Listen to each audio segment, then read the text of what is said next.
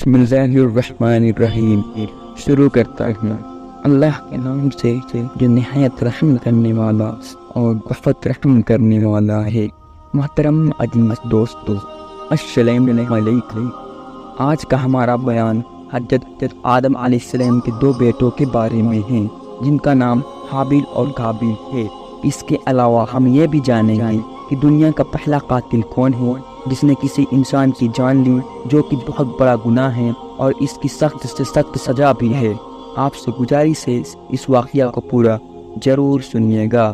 چلیے شروع کرتے ہیں۔ جب آدم اور حوا جنت سے نکالے گئے اور کئی سالوں تک اللہ کی بارگاہ میں توبہ کی، اور جب اللہ تعالیٰ نے ان کی توبہ قبول کر لی تو اللہ کے حکم سے وہ پھر سے دنیا میں ملے اور مل کر رہنے لگے۔ اولاد کا سلسلہ شروع ہوا۔ حضرت حوا جب حمل ہوتا تو جڑوا بچے ایک بیٹا ایک بیٹی ہی پیدا ہوتے۔ پہلے قابیل اور ان کی بہن اکلیمہ پیدا ہوئی، پھر حابیل اور ان کی بہن یہودا پیدا ہوئی۔ اس وقت اللہ تعالیٰ کے حکم سے جو حضرت آدم علیہ السلام نے جو شریعت بنائی تھی، اس کے تحت ایک لڑکی سے دوسرے لڑکے کی شادی کر دیا جاتا۔ چنانچہ ان دونوں بھائی بہنوں کے جو دو پیڑے تھے، حضرت آدم علیہ السلام نے بیاہ دینے کا ارادہ کیا، لیکن قابیل نے باپ کا حکم ماننے سے انکار کر دیا۔ جھگڑا شروع ہو گیا۔ حضرت آدم نے اس جھگڑے کو نپٹانے کے لیے فیصلہ دیا کہ دونوں قربانی دے، جس کی قربانی قبول ہوگی اکلیمہ اس کے نکاح میں جائے گی۔ اس زمانے میں قربانی دینے کا طریقہ یہ تھا کہ جو دو آدمی آپس میں جھگڑتے تھے وہ دونوں اپنی اپنی قربانی پہاڑ پر رکھتے تھے۔ آسمان سے بیتویں آگ آتی تھی اور حق جس کی طرف ہوتا تھا اس کی قربانی کو قبول کر لیتی تھی۔ جب دونوں بھائی اس فیصلے پر راضی ہو گئے تو حابیل نے ایک موٹا سا میڈھا اپنے گلے میں سے جدا کیا اور قابیل ایک ٹکڑا گیہوں کا لے جا کر رکھ کر آئے۔ خدا کی قدرت سے ایک آگ آسمان سے آئی۔ قابیل کی قربانی پر اس نے کوئی توجہ نہ دی، جبکہ حابیل کی قربانی کی طرف گئی اور اسے قبول کر لیا۔ حابیل کی قربانی کا قبول ہونا ہی تھا کہ قابیل کے من میں کپٹ اور بیگ بڑھ گئی۔ اس نے حابیل کو دھمکی دی کہ میں تجھے جان سے مار دوں گا۔ حابیل نے کہا، اس میں میری غلطی کیا؟ میں تو حق پر ہوں۔ اللہ تعالیٰ کے حکم سے میری ہی قربانی قبول ہوئی ہے، تمہاری نہیں۔ پھر اگر تو مجھ پر ہاتھ اٹھائے گا تو میں بھی کچھ کہنے والا نہیں۔ پھر پتھر دل قابیل نے موقع دیکھ کر مظلوم حابیل کے سر پر شیطان کے بہکاوے میں آ کر ایسا پتھر مارا کہ بیچارہ بھائی شہید ہو گیا۔ قابیل نے یہ بہت بڑا گناہ کیا تھا۔ قابیل حابیل کی لاش کو کچھ دنوں اٹھائے لیے پھرتا تھا۔ اس کی سمجھ میں نہیں آتا تھا کہ اس لاش کا کیا کروں اور لوگوں کی نظروں سے اسے کیسے چھپاؤں۔ ایک دن اللہ کا حکم ایسا ہوا کہ پریشان حال قابیل کی نظروں کے سامنے دو کوے آ کر لڑنے لگے، یہاں تک کہ ایک کوے نے دوسرے کو مار ڈالا۔ مارنے کے بعد اپنے پنجوں سے زمین کھودی اور مرے ہوئے کووں کو اس میں گاڑ کر پنجوں سے مٹی برابر کر دی۔ قابیل اپنی آنکھوں سے یہ منظر دیکھ رہا تھا، سوچنے لگا میں شاید کوے سے بھی گیا گزرا ہوں، کہ اپنے بھائی کی لاش کو کندھے پر لیے پھرتا ہوں اور اسے چھپا نہیں پاتا ہوں۔ پھر اس نے زمین کھودی اور بھائی کی لاش کو گاڑ دیا۔ قابیل نے اس جرم کا حال حضرت آدم کو معلوم ہوا۔ حضرت آدم اللہ کے حکم سے انہوں نے سزا سنائی کہ قابیل کو بھائی کا خون بہانے کے جرم میں پھانسی دی جائے۔ قابیل ڈر کی وجہ سے یمن کی طرف بھاگ گیا۔ وہاں جا کر اس نے ایک اللہ کی عبادت کرنے کے بجائے آگ کی پوجا شروع کر دی۔ حضرت آدم ہمیشہ کعبہ شریف حج کے لیے جایا کرتے تھے۔ ایک بار عرفات پہاڑ پر سوئے، اللہ تعالیٰ نے ان کی پیٹھ سے تمام اولاد کو جو قیامت تک پیدا ہوگا ان میں سے بھلوں کو سیدھا طرف اور بروں کا الٹی طرف کھڑا کر دیا۔ ان سب کو حکم الہی ہوا، کیا میں تمہارا رب نہیں ہوں؟ سب نے کہا، ہاں تو ہی ہمارا رب ہے۔ اللہ تعالیٰ نے ان کو اس اقرار پر فرشتوں کی گواہی لکھی اور اسے حجر اسود میں امانت رکھی۔ اس لیے حضرت علی رضی اللہ تعالیٰ عنہ سے روایت ہے کہ جو کوئی حج کرے گا تو حجر اسود اس کی گواہی دے گا۔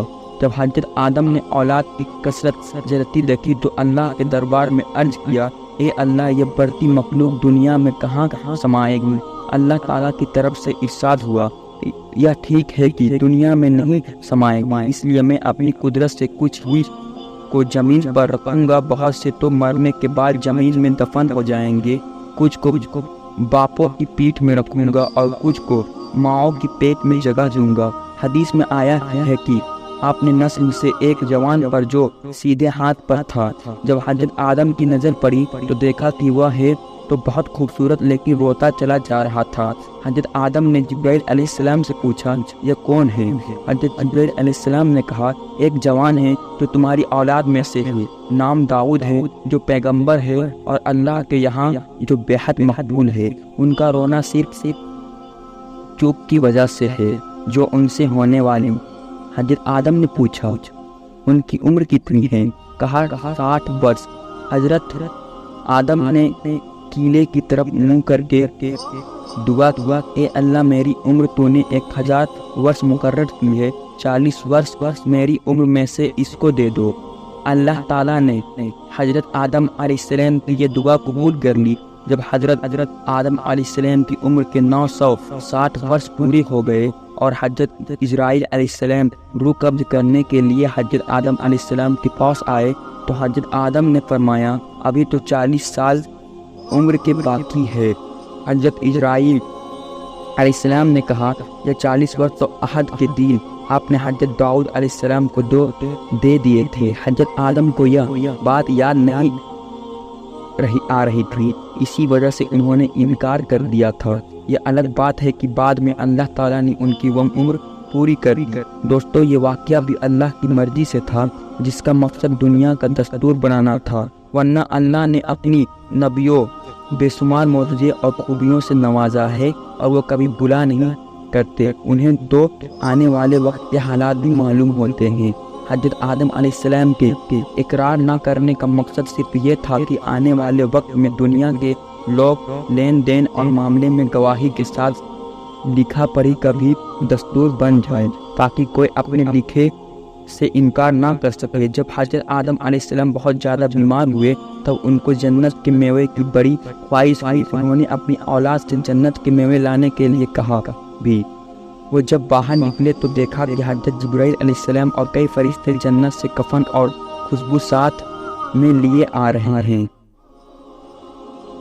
اولاد نے حضرت آدم کی خواہش کا ذکر ان سے کیا۔ حضرت جبرائیل علیہ السلام نے فرمایا کہ ہم اس لیے آئے ہیں کہ ان کی خواہش پوری کی جائے۔